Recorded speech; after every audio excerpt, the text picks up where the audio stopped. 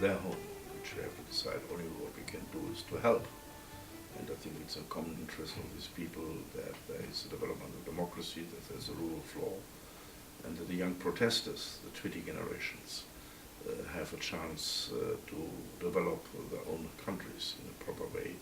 We have to consider support in different levels and in different methods because of a different situation in the countries, and therefore we only can give support if it's for this support is asked, because it's a decision of the Arab people.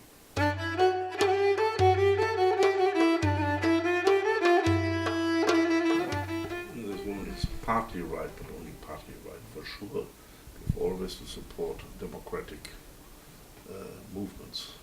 But on the other side, we have to also keep context to country, the leadership of the countries. Otherwise, Europe could not talk to two-thirds of the countries in this world, which are authoritarian or dictatorship regimes.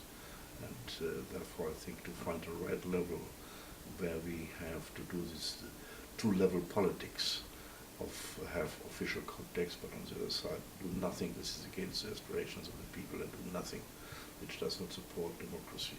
And therefore, the European Parliament has invented the human rights instrument, where we want to give possibilities that also financial and other aid can be given to grassroots democratic movements in order to help them with seminars and other methods that they can develop and can become stronger in their countries.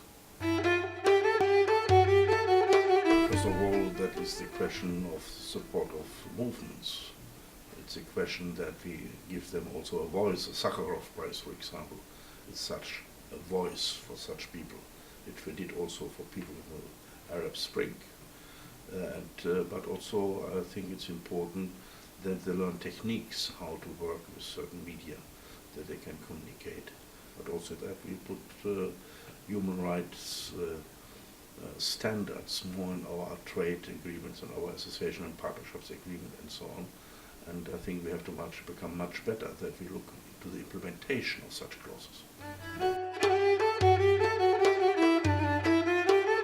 First of all, we have to give a voice if in a country such rights are violated, and make it clear that it's helpful for countries that they implement such values in trade relationships, in financial aid, and all that. I think we'll make it politically a point and to show that it counts and pays off if you fulfill human rights.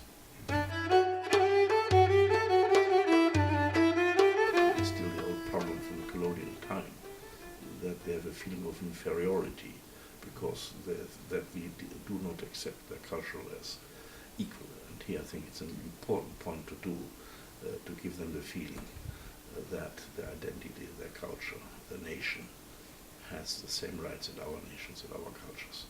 The second point is we have to give much more possibilities that young people can study in Europe. But we should make sure that these go back in order to help their own people after they got higher qualifications. But at the same time, I think if they want to do so, we can send experts to such countries to build up universities and colleges and so on in order to have a better professional preparation, qualification for the young people in such countries. Patience.